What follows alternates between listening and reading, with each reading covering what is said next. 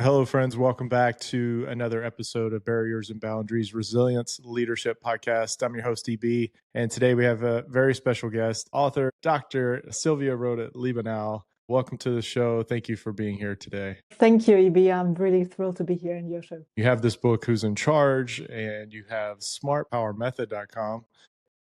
Wow, where do we even start? I like to talk about healthy employees, creating healthy organizations, and that's a lot to unpack. And I like to talk about resilience, and so there's a lot in there as well. So my book is actually on two main topics. One is energy, and the second is power. There's also the legacy part, which is like, how do you create meaning? And the reason why I wrote this book is first that I've been studying in some way power for since university. I studied political science. And so power, what is it really? Is it really the push and force and control thing? Or does it more have to do with how do I create meaningful impact? And is it really the stronger one who pushes the weaker one? Or is it how can we use power in a smart way so that we don't overextend ourselves in stupid ways, but co-create, which usually works better, especially in today's complex and fast-moving world. That led me to this power approach, Ivy. Oh no, yeah, I was curious about that in particular. Just how much did the light bulb need to go off for a leader to realize just how much impact they actually had? This coaching aspect where, wow, like you really don't understand how much impact you actually have, do you? Well, what you just said makes me think is that leaders are not always aware of the unintended impact that they have. There's the impact, I want the team to go there, and do I manage that or not? But then it's the unintended impact that we have through our behaviors, the way we speak to people, the way that we show up, also with our energy. And what I have learned myself in leadership roles, and what I try to coach leaders that I serve on, is that be aware of your energy, your behaviors, etc., because you have more impact than you think. So if you come in with a positive energy into your team, that will have a huge impact. So I sometimes speak of the positive spiral. If there is things go tough and the leader can initiate a positive spiral, so people will follow and be resilient, be hopeful, be optimistic, or the leader can also lead them down. The other thing is also a leader can be harsh and abrupt. And sometimes leaders are not aware that them being harsh and abrupt is much worse than any other person being that way. So if my colleague is harsh and abrupt, I can say, okay, he has a bad day. If my manager is harsh and abrupt with me, that will have an impact because I get insecure. Did I do something wrong?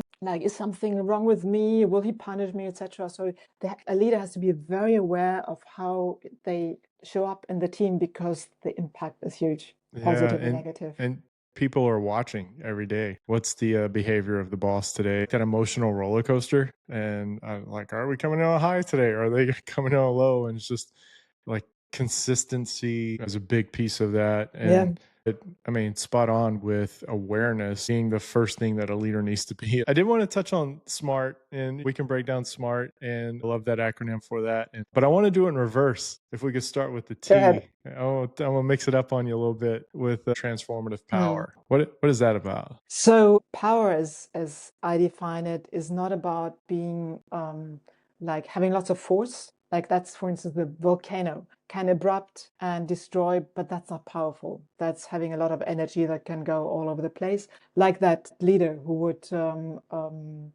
be erupt, not self-managers that you just mentioned. So power is not about that. Power is about creating intended transformation and about creating an impact, like something that I want to do. So I have the power to create that. And the transformational part is to actually create something that goes beyond simply I achieve my KPIs. That is transactional. And transformational is only possible if we have a purpose. So if I just say, okay, I need to do 100 of that, that's not very powerful. If I say, well, the change I want to create, or the transformation I want to create, the thing that I want to achieve that is not yet there, that is truly powerful. And for that, we need to have a purpose in mind. And I feel like it's highlighted more when someone misses the opportunity to transform. And we do that in business a lot. The past 20, 30 years, Kodak missed a moment to get into the digital age, or Blockbuster missed out on the streaming age, like Netflix took advantage of. And the ones that are highlighted are the ones that don't transform. And it's easy to think of a leader like they got promoted to this position, they just took over as whatever, and but they missed an opportunity to transform. I was very captivated by that. One of the reasons why I wrote the book is that I know from my corporate career is that the way we grow in most organizations is learning about old power and running. So we are not taught how to be resilient and how to manage our energy. And we believe that this corporate structure works on old power, so I have to use old power to get further. And sometimes that's true, but once you have reached a certain level to really create impact, to really make a difference, to really serve the organization or make the organization more successful, you can't keep doing the same because it simply doesn't work. And I've seen that in the organizations where I've worked, where people try to only do that, and the organization was less successful and they were less successful in the end. I mean, they individually, I'm thinking of a manager who I supported within the organization for some time. He was known as a bully, and people said, well, he's that way, but he's very smart. But at a certain stage, like, people were really fed up with him, and he simply got like moved into a faraway office where he couldn't have the impact that actually he would have liked to have, because he was super smart and he wanted to have an impact. But the way that he was, and he was one of these people who said, I'm going to pressure my people and like bully them around, push them around, tell them to do things and then ignore the result because he was already somewhere else. And people got very frustrated. And so he lost out because he could not adapt. That kind of ties into the R of it, the relational power. I'll let you speak on that, but very significant aspect of this as well. Yeah, the relationship power, relational power is really how we have to understand that relationships and creating trust and using relationships like the human side of relationships is so important for anything that we want to achieve. So we can be the smartest and best in something, but if we neglect the aspect of relationship, we have to work harder and we will not have the same success. And I love the African Zulu word of Ubuntu, which says, I am because we are. Like, knowing that I'm not alone, but like alone that I'm actually nothing. And only by working together, I can really achieve the greatest things. I talk about resilience a lot, and I present it in this form of bouncing back from adversity, but learning from it in the process. And I feel like awareness is a piece of that, trust is a piece of that. But first, do you have a working definition of resilience? And then how do you see that play out in smart power, in particular in relational power? So my definition is also like being able to bounce back, to be able to adapt. So it doesn't necessarily have to, I'm down and I bounce back, but the adaptability, the flexibility, and it's also about learning, being able to learn. So not to have a fixed mindset, but a growth mindset. So these are probably the most important aspects of resilience. And yes, it's very much about self-awareness. The higher our emotional intelligence, self-awareness, and our self-management is, the more we will be resilient. And because one thing is to understand my emotions and the way I function, and then the other thing is how do I act then? So understanding is not enough. I have to be able to adjust then my behaviors and my reactions. And then it's also something really about knowledge. You know, when I was heading this organizational health function at this big organization I was working at, I actually learned two things that were important for me. One is good organizational resilience management or stress management is actually good management. It's really about good management. And I can say more about that because there's really a structure to that, a formula how to do that. And the other thing is people can be taught to individually manage their resilience. And that's about understanding how our human energy works, like knowing that we have physical energy, emotional energy, mental energy, like spiritual energy, and some more that I talk about in my book. And by understanding that, for me, that was also like a wow, so much to understand, so much to learn, and so much to apply, that when I learned about that, things changed for me and for many colleagues also. Like we organized courses, and I had so many colleagues coming to me, wow, what I learned here really has saved my life in the organization because I was able to like avoid a burnout. Yeah. And I'm curious about some of that balance between the focus on like an individual or a personal resilience versus that organizational resilience. One, I strongly believe they're connected, but the way you engage with each of those two is a little bit different, right? Organizational, we're looking at market trends and what's our identity in society and all this stuff. Yeah. But connecting like the people of the business, and there's almost like it's like, how do you connect them to that purpose or vision, right? Is that an idea that you've kind of presented and worked with in the past? Well, the organization can't be resilient if the people are not resilient. You see, you can't be adaptable to the environment and bounce back from adversity if your people can't do that. I mean, otherwise it's only an idea. The organization, like you can have a leader who thinks about adaptability and like bouncing back, etc., and dealing with change. But if the people don't do it, the organization can't be resilient. And so you have to help people to be resilient. And that means actually, like what I've learned is there are few elements. One is that the top leadership has to role model that. They have to be adaptable. They have to show that they can adapt to change, that they dare to do new things and all that. They have to role model that they have self-awareness and they have self-management. Then they have to And provide authentic psychology. too, right? Yes, exactly. So show up authentically. They also have to provide what we call psychological safety, because if you demand and push people like you have to be resilient, you have to adapt, but people are scared shitless, use my English. They don't dare to do things because they fear punishment. They won't be adaptable. So leaders have to provide psychological safety. And then the organization, and there I'm thinking of leadership and also HR, they have to provide a framework where people dare to, like, first of all, are supported with these dimensions of resilience management. And then people are individually supported to take care of themselves. If I tell people like, be resilient, but I don't give them space to take care of themselves, that's also not good. Yeah, and we obviously going through a major culture shift on even what DEI means today. You see reports, you see articles, all this conversation about, oh, is DEI dead? And I actually think that the next evolution of DEI is psychological safety. It is the growth mindset. It is authenticity. There are people who are fighting for the old formation of DEI, but let's build upon it to what this is, with because I think psychological safety is like the best expression of inclusion.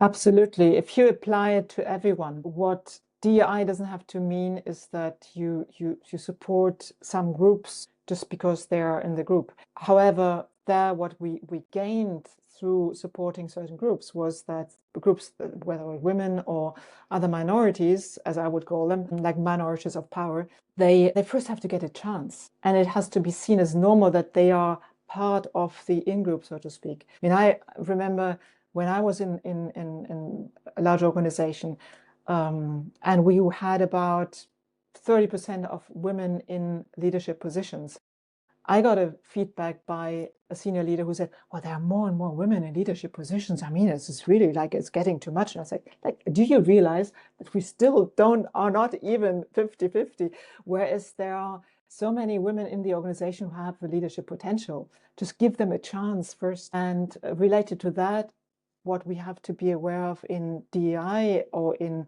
psychological safety, that there are still, because of our culture, because of habits, how we see ourselves and each other, is that we have this unconscious bias, that we hear a person from a certain group speak or show up, and we see them differently than the person who is in the majority group or in the group of power. And that's what we still have to work on, because otherwise we will never have, like, we will never be able as a society to use the best of everyone if we like to start with exclude people because we can't see them actually. I imagine that ties into a lot of the merging aspects when you talk about, I'll let you speak to that, but how did you phrase it? Like this amplification of what we Yeah. could do, or capabilities, if I remember correctly. I like that aspect of just, Well, people being seen and just really just tap into what they could actually bring, table. Yeah, although I'll explain what I mean by merging power. So it's the M in smart power. With merging, actually, it's for most or for many people the scariest part of this shift in power, because it means that we have to give up a part of our power and control to merge it with others. So if I have a certain idea about how to do a thing, or if I come from, let's say, the legal department, and I think I have to control everything because we are in charge of keeping the like everything correct, the contract safe, etc. And I don't listen to the others who may have important things to contribute. We will, not, as a company, we will not, or as a group, we will not be as strong as when we are willing to listen to each other and to give up some part of our control to have more power and control together. I love it. It falls right in line with what I think healthy looks like. What does authenticity look like? I think I might have missed that one too, and give you a chance to speak on authentic power. Yeah. And you already spoke to it a lot, like the authenticity. And it's authenticity. I work a lot with the body. The body and the voice is how we show up authentically by being coherent in alignment of like between our words and our deeds, by being ourselves, but not in the sense of the authentic mean person, but because being authentic doesn't mean that I behave whatever I like, and then people say, well, I'm just authentic. It shouldn't be that. Authenticity is not being the authentic asshole, but authenticity is to be really in full alignment with our values and with ourselves, and then show up in a way that you will perceive that yourself. If you are authentically yourself, in like well in your skin, you feel in alignment, you will feel physically okay. Because when you're out of alignment, there is something inside yourself that feels a bit edgy. If you like this, I'm really here and I can speak for what I believe in and I'm in full alignment with myself, that's the moment where you're really in your full power. And what I love to work with is on this consciousness of where this alignment is. So what are our values and do I really speak like in alignment with those? And how am I in my body? And that's something many people neglect, how we are in our body, because if I'm not at ease in my body and I show up at a meeting, even online, people will not perceive me fully in my power, but they might listen to me because it's interesting what I say and maybe smart, etc. But they will not follow me in the same way than if I'm authentically in my personal power. Right. And I see a growing trend in imposter syndrome, people talking about that, being willing to talk about that. Are they connected with the mission? But the authenticity that comes with someone identifying themselves as going through an imposter syndrome. I think that's where your book really, in that aspect, adds a lot of value to their development. And I just think it's cool to see how you present that and how people can connect with that and their own growth and development as they engage with their organization. Yeah. Yeah, I try to make it as practical as possible so that people can understand how they can move from like old power and maybe lack of resilience into a very resilient way of living and leading, and how to use power in a more resilient and more effective way. And how to not only to think it, but also to do it, to live it. How do you coach the transition of, the old power to like a smart power like culture? For me, the main thing is really awareness. So what I coach a lot on is observe what you just did. Look at what is the outcome and how the two connect. Now try to do something else. Observe what you did and why you did it. So what is the motivation and the mindset and what is happening in between, so to get a certain outcome. And so people are become more aware and then intentional in what they're doing, because often we run on autopilot because we have learned certain things, these are our habits, etc. And then we are surprised that we only always get the same outcomes. And when we start to observe our thoughts, our intentions and our actions and the outcomes, then we can really like unpack everything and be more, not only more intentional, but we have more choices and then can have this intention. Okay, I'm going to do this because that will give me what I want. And then it can become second nature. But it's not like I'm reading a book, they're telling me like I have now to do this and this and that, and then the miracle will happen and everything will change, because then we are not in authenticity. Then I will apply a recipe and it will most likely not stick because I feel awkward doing it, or people think it really looks awkward when I do it because it's not authentic. It won't stick. Whereas when I develop by observing and being conscious and then choosing, then it becomes part of myself. And then it becomes powerful. Yeah, and that reminds me of a story. Oh goodness, I think it was like 2009 when Sully landed the plane on the Hudson Yeah. River with the plane. Like he didn't wake up that morning and just know how to land a plane on a river, right? But he was trainer in difficult situations in aviation. If I take that story and I look at it through this lens of the smart power method, that's what I'm getting. I'm getting this training how to be able to respond to chaos Yes, exactly.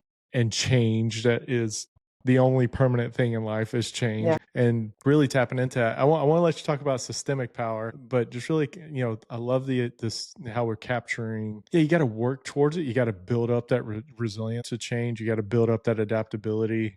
But it's in a way that is going to save you, and you never know when it's going to happen. When you're going to need that. When you're going to get hit by a flock of geese in your jet engine. Exactly. Can you talk about systemic power in that sense? Yeah, systemic power is like what I've learned to be super important in today's world because you see, we have to look not only at the particles, like I have this problem and that problem, and how do I go from A B to B, etc. Whether we work like as an entrepreneur, understand the environment and the economy, finances, etc., and how one links to the other, and not only on our own country, but what is the global market like? What are the chains of suppliers, etc.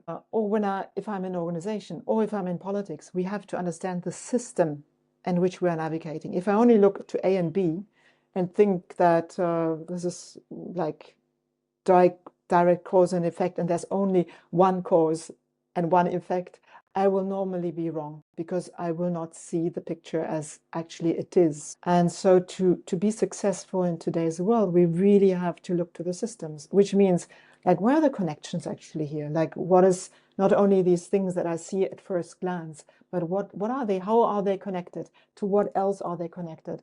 What are the ripple effects, and what are the longer term impacts? And then to make a decision when I really see the whole picture on the chessboard. Yeah, and being able to be a big picture thinker, I mean, that requires a lot of prep work. Like you don't get into chaos and then you're like, oh, let me think of the big picture here, right? You have to go into it. It's not railroad tracks, it's zones, right?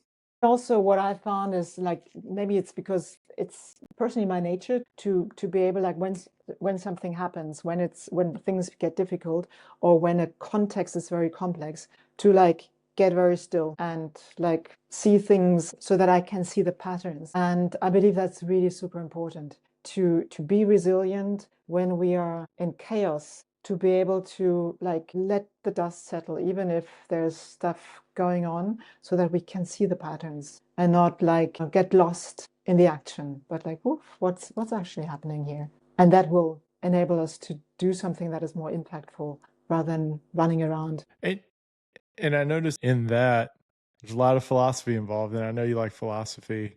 We think of things like allegory of the cave, and we see reflections of things, and like what you're saying right here is like, hey, you take a minute, you pause, you let the dust settle, you get clarity on what's really happening.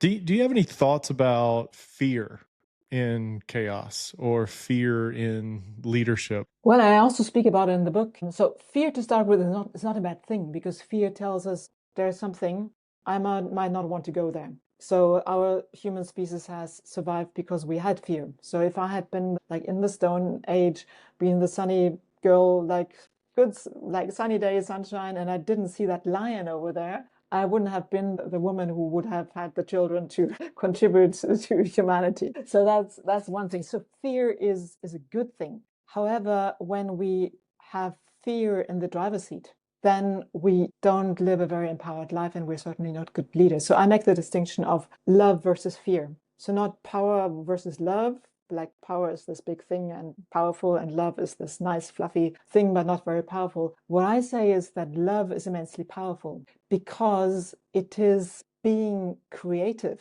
So love means creativity. Love means like caring about something so much that we don't care. And then we overcome the fear that is actually this, well, I won't confront them because then I might have a problem afterwards, or I will not propose that because this might be too complicated. Love would be, this is so important, and it may be complicated, but it's too important to miss that opportunity. And then I'm not blind to the problems that might arise, but I care.